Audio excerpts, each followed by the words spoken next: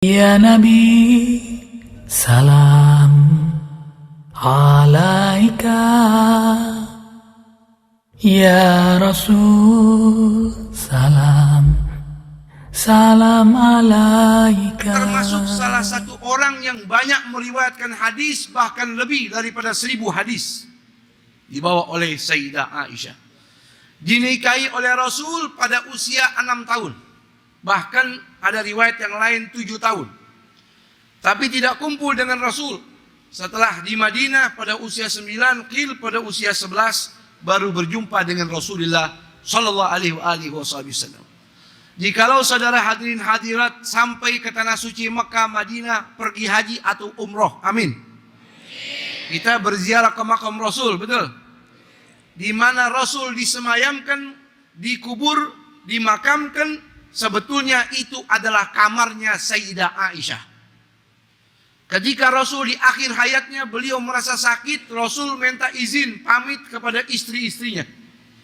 Saya sudah semakin sakit, sakit saya sudah semakin dalam, izinkan saya berada di rumah Aisyah. Maka diizini oleh para istrinya dengan penuh keridhaan. Sesampainya di rumah Sayyidah Aisyah, Rasul semakin berat sakitnya sampai meninggal dunia di kamarnya. Disitulah dikubur, sehingga tempat di mana Rasul dikubur adalah rumah Sayyidah Aisyah. Cukup saudara menjadi suatu kebanggaan oleh Sayyidatna Aisyah, yaitu ketika beliau mengatakan, sangat gembira saya ketika di akhir hayatnya Rasul sebelum meninggal dunia mencari siwak. Maka saya tawarkan siwak kepada sang Rasul. Apakah engkau ingin menggunakan siwak? Qala na'am. Iya, saya mau pakai siwak. Kebetulan siwaknya masih keras. Maka saya haluskan dengan mulut saya. Setelah dihaluskan, saya haluskan dengan mulut saya, dipakai oleh Rasulullah sehingga tercampur air liur saya dengan air Rasul, air liur Rasulullah sebelum meninggal dunia. Ini kebanggaan Sayyidah Aisyah. Semoga Allah meridainya dan kita mendapatkan barokahnya, amin. Annaha qalat, beliau berkata, qala Rasulullah sallallahu alaihi wasallam, Rasul bersabda, man ahdatha fi amrina hadza ma laysa minhu fahuwa raddun. Barang siapa yang membuat perkara yang baru dalam agama ini yang tidak ada perintahnya dari kami, maka hal itu tertolak. Hadis ini sangat penting kita pahami, saudara hadirin hadirat rahimakumullah. Kalau bukan kita yang betul-betul memahami hadis ini, maka kita bisa dibodoh-bodohi sama golongan orang di luar aliran kita. Hadis ini banyak dipakai oleh orang-orang yang biasa membid'ah-bid'ahkan orang. Hadis ini biasanya banyak dijadikan dalil oleh orang-orang yang kalau lihat orang maulid bilang bid'ah, lihat orang tahlil bilang bid'ah, lihat orang tawasulan bid'ah. Itu yang dipakai hadis ini. Padahal hadis ini pemahamannya tidak demikian. Segala sesuatu apa dikatakan oleh Nabi, fi amrina hadza ma laysa minhu, yang mana kegiatan perbuatan yang tiada urusan atasku, kata Rasul, yang dimaksud tidak selaras dengan Quran, tidak selaras dengan hadis, tidak selaras dengan ijma ulama, tidak selaras, tidak sinkron dengan kias atau atharnya para ulama, maka mardud, itu ditolak. Jadi ketika mana saudara hadirin hadirat rahimakumullah, kita melakukan amal baik, Nabi sudah meninggal dunia, amal itu tidak dikerjakan sama Nabi ketika hidupnya Nabi. Jikalau amal itu selaras dengan Quran, cocok sesuai dengan hadis, maka tidak dikatakan mardud, tidak dikatakan ditolak. Hadis ini saudara hadirin hadirat rahimakumullah sangat penting. Sehingga jelas kalau orang melakukan amal kebaikan saat ini nih, tapi tidak ada dalam hadis, tidak ada dalam ayat Al-Quran, maka itu dikatakan ditolak, itu wajar. Tapi ketika orang merayakan atau melakukan amal soleh, ada di dalam Al-Quran, ada di dalam hadis, walaupun Nabi ketika masih hidup tidak pernah mengamalkan, maka hal tersebut tidak dilarang. Hadirin hadirat rahimakumullah, biasanya kita itu sering mendengar ada orang dengan mudahnya mengkafirkan orang lain. Dengan mudah membid'ahkan orang. Pernah dengar begitu? Pernah dengar begitu? Lihat orang maulid, bid'ah. Lihat orang tahlilan, ada orang meninggal dunia, bid'ah. Ngaji malam Selasa, ada maulid, bid'ah. Bid'ah itu apa, saudara hadirin hadirat rahimakumullah? Bid'ah itu dikatakan oleh Imam Izzuddin bin Abdul Salam dalam kitabnya Qawaidul Ahkam fi Masalihil Anam, jilid kedua, halaman 204. Beliau mengatakan bid'ah itu fi'lun ma lam yu'had fi ahdin Nabi sallallahu alaihi wasallam. Yaitu perbuatan yang tidak dikenali di zaman Rasulullah. Perbuatan yang tidak pernah diterapkan di zaman Rasulullah. Akan tetapi tidak semua konotasinya sesat. Tidak semua yang kita lakukan yang dahulu Nabi tidak lakukan itu salah, itu dosa, itu sesat. Tidak.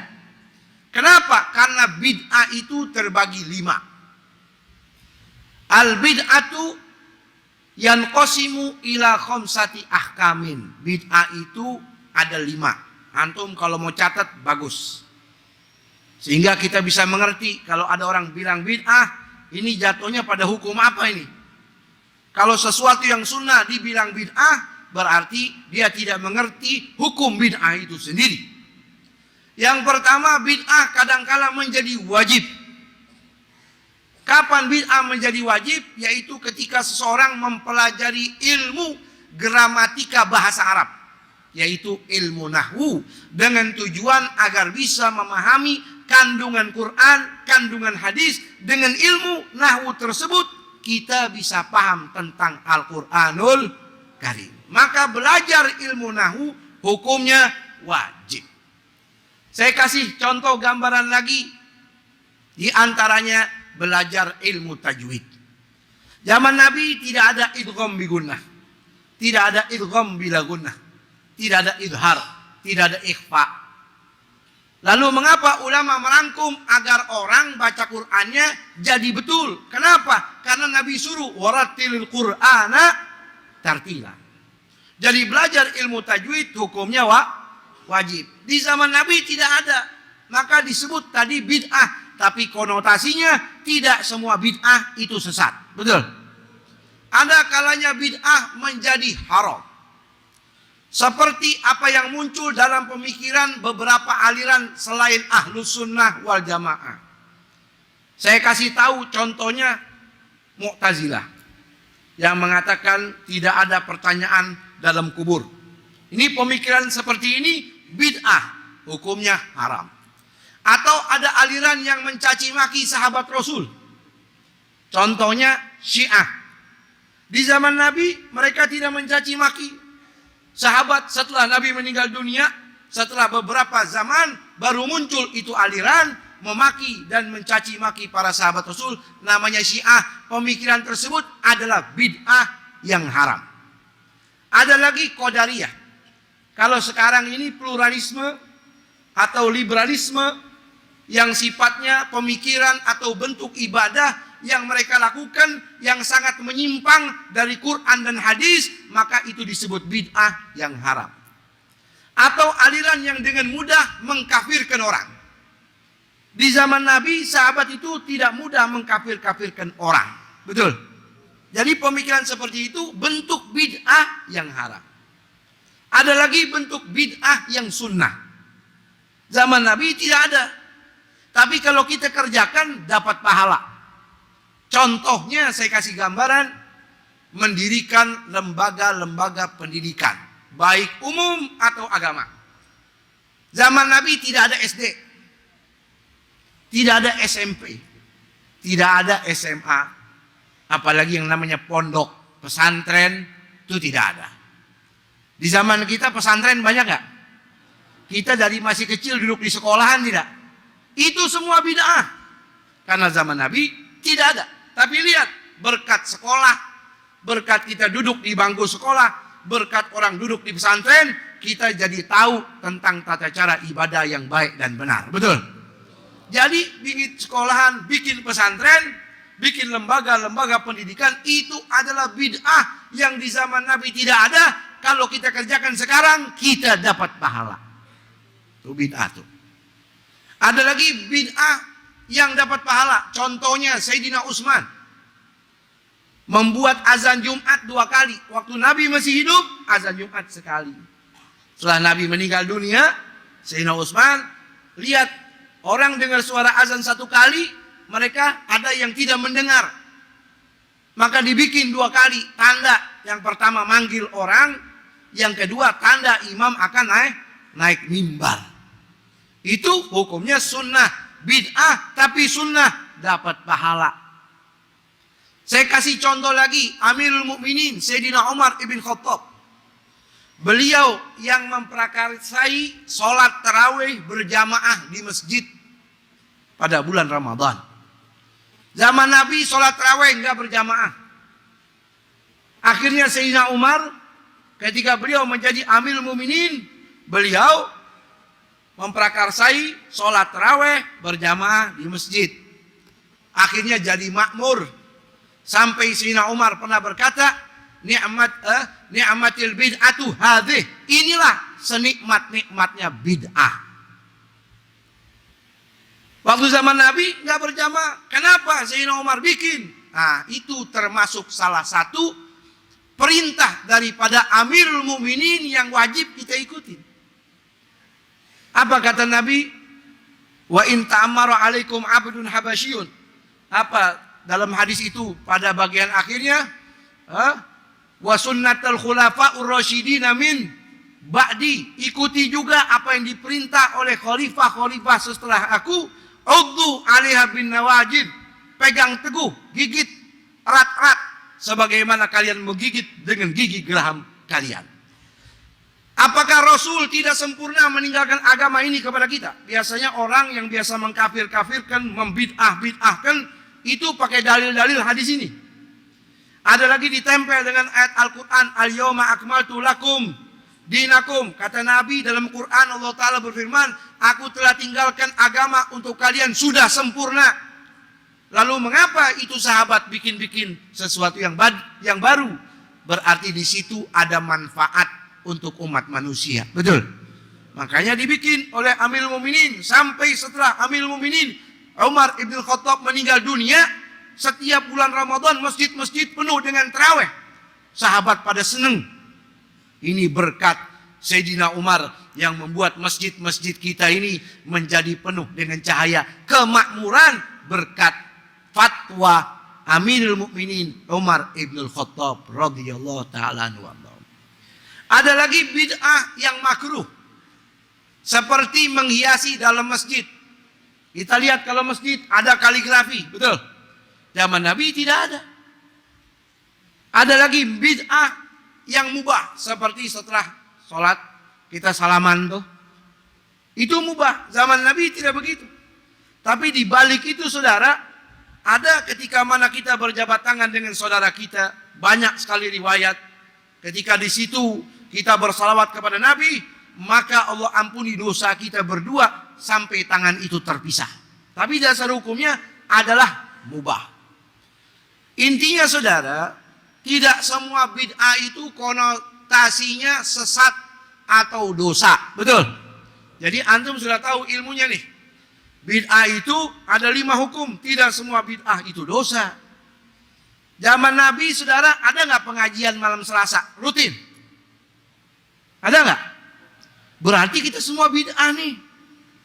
Kan begitu. Ada nggak zaman Nabi pengajian umum rutin malam Jumat di rumah sahabat Fulan bin Fulan? Ada nggak? Kayak kita nih, tiap malam Jumat kumpul di Cidodol. Itu semua bid'ah. Tetapi saudara, bid'ah yang semacam ini merujuk kepada Quran, merujuk kepada hadis. Sehingga ketika kita terapkan, kita dapat pahala sunnah, dapat pahala dari Allah subhanahu wa ta'ala. Apalagi Rasul pernah meriwayatkan satu hadis yang diriwayatkan oleh Imam Muslim Man sanna fil islami sunnatan hasanatan falahu ajruha wa ajru man tabi'aha ba'dahu min ghairi an yanqusa min ujurihim syai'a. Barang siapa yang menggagas sebuah jalan sunnah yang baik dalam Islam, dia menggagas sesuatu jalan sunnah yang baik dalam Islam, maka dia memperoleh pahala dan juga pahala orang yang mengikutinya tanpa mengurangi sedikit pun daripada pahalanya. Ente beramal soleh, ada orang ikutin, ente udah meninggal, pahalanya mengalir buat ente. Betul? Ini ulama ambil hadis ini bi'umumil lafad, yang dipakai umum lafadnya, bukan khususus sabab. Kalau khususus sabab zaman Nabi, hadis ini keluar ketika ada orang Ansor bantu orang miskin. Orang Ansor zaman dahulu ada yang kaya, dia bantu orang miskin, akhirnya sahabat pada ikut. Akhirnya keluar hadis itu, barang siapa memberikan gagasan yang baik, maka dia memperoleh pahala dan orang yang mengikutinya tanpa mengurangi sedikit pun daripada pahalanya. Demikian juga Nabi mengecam dengan keras, wa man sanna fil islami sunnatan sayyi'atan falahu wizruha wa wizru man tabi'aha ba'dahu min ghairi an yanqusa min auzarihim syai'a, rawahu Muslim.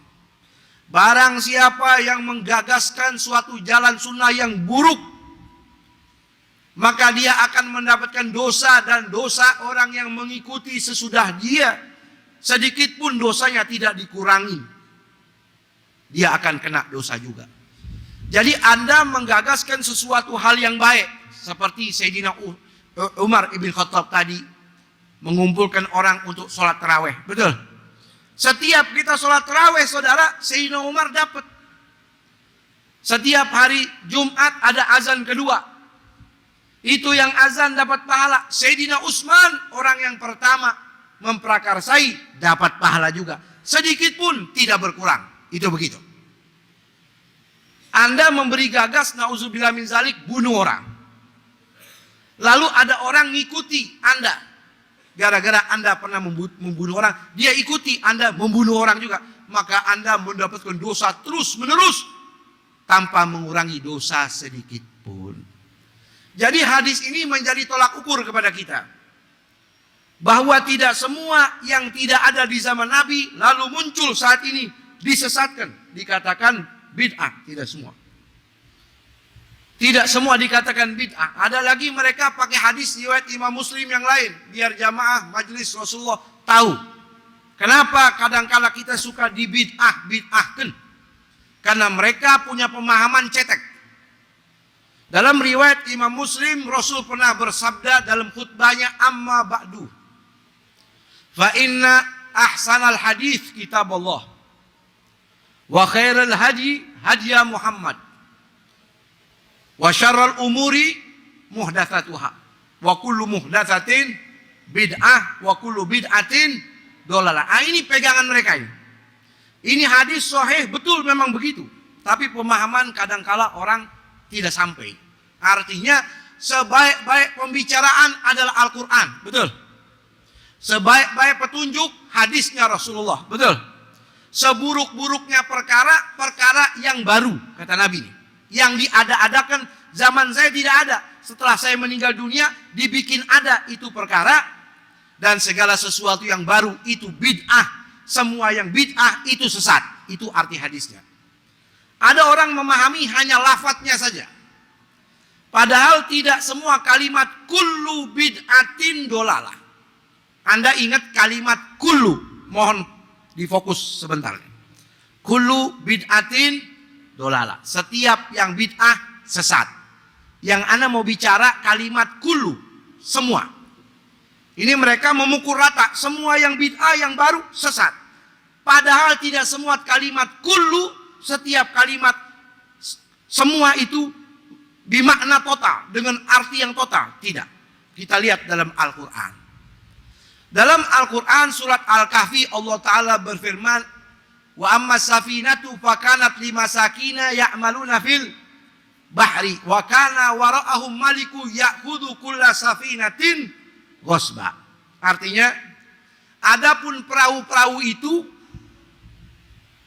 dimiliki sama orang-orang miskin, yang mana mereka mencari nafkah di laut dengan perahu-perahu itu. Tiba-tiba Nabi Allah Khidir naik, rusakin itu perahu.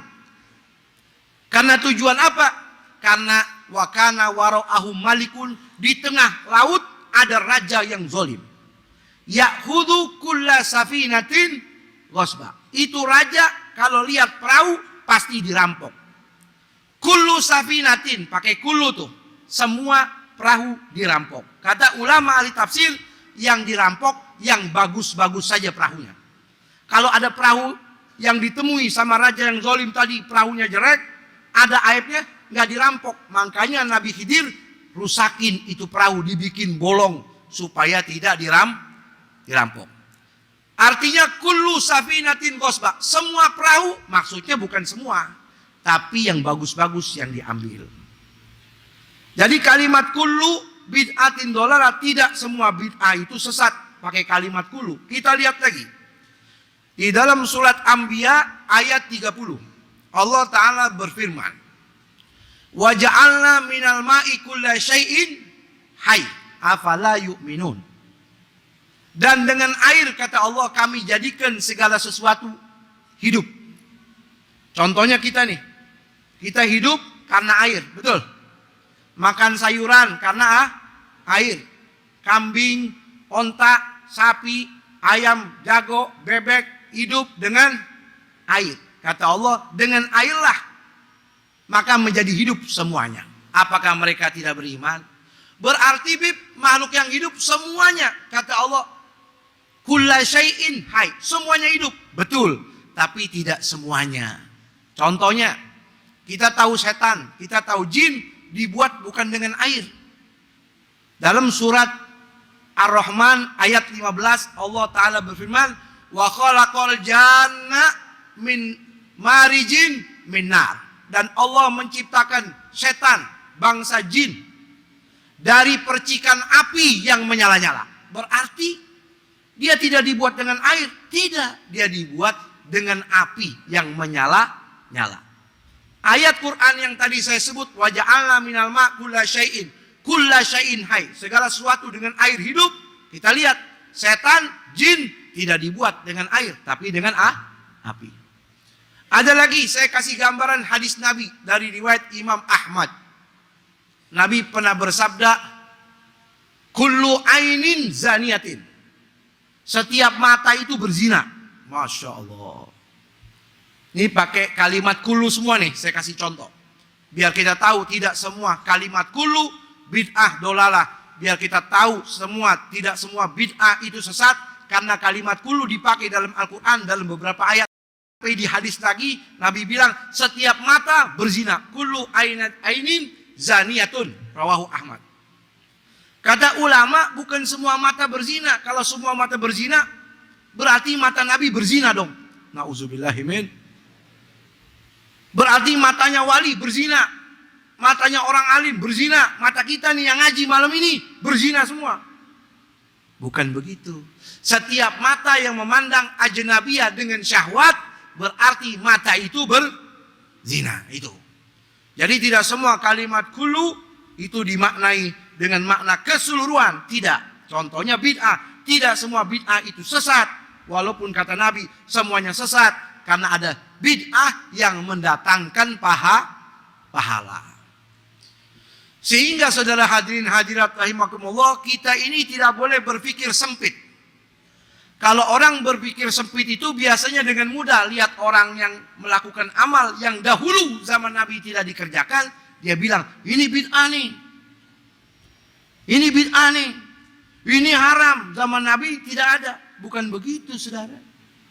Sampai kata Imam dalam Sahih Bukhari, kita melihat bagaimana itu tadi Amirul Mukminin Sayyidina Umar merangkum orang agar sholat tarawih bersama. Imam Syafi'i di dalam kitab beliau pernah mengatakan, al-muhdatsatu dorban, sesuatu yang baru yang diada-adakan sekarang ini ada dua bagian. Ihdahuma ma uhditsa mimma khalafal kitab was sunnah wa athar wa ijma'ul ulama fahuwa bid'atun dolalah. Kata Imam Syafi'i, imam mazhab kita ini, segala sesuatu yang baru, yang berlawanan dengan Quran dan hadis dan ijma' dan athar ulama, itu namanya bid'ah dolalah. Yang kedua, kullu ma uhditha minal khairi la khilafa fihi liwahidin min hadhihi fahiya ghairu madhmumah. Yang kedua, bid'ah sesuatu yang baru, yang tidak berlawanan dengan salah satu daripada Quran, tidak berlawanan salah satu daripada hadis, atau athar, atau ijma, atau qiyas ulama, maka dia bukan bid'ah yang tercela, berarti bid'ah yang terpuji. Dulu saudara, Imam Syafi'i punya guru, namanya Imam Abi Syamah. Ini masih nyambung gak nih? Masih nyambung gak? Apa perlu dikeluarin nasi kebuli dulu? Dulu Imam Syafi'i punya guru namanya Imam Abi Syamah. Beliau dengan tegas mengatakan fal bid'aul hasanatu muttafaqun ala jawazi fi'liha wastihbabi laha warraja'u thawabu liman hasunat niyatuh. Beliau dengan gamblang mengatakan, dan semua bid'ah hasanah itu telah disepakati oleh kami ini para ulama di zaman beliau sebelum Imam Syafi'i. Bid'ah hasanah, keluar tuh kalimat bid'ah hasanah. Zaman Nabi nggak disebut hasanah, tapi beliau ini telah menyepakati bersama ulama dengan gamblang bid'ah hasanah itu silahkan diamalkan. Anda dapat pahala, semua tergantung niat baik Anda. Subhanallah. Makanya ulama kita ini nggak ragu-ragu ngarang maulid. Zaman Nabi nggak ada maulid, betul? Kenapa Beb kok dikarang? Iya, karena maulid isinya dengar sejarah Nabi. Bagus tidak? Maulid itu isinya sholawat buat Nabi, diperintah sama Allah dalam Al-Quran. Shollu alaihi wasallimu, berarti cocok atas perintah Allah dalam Quran, betul?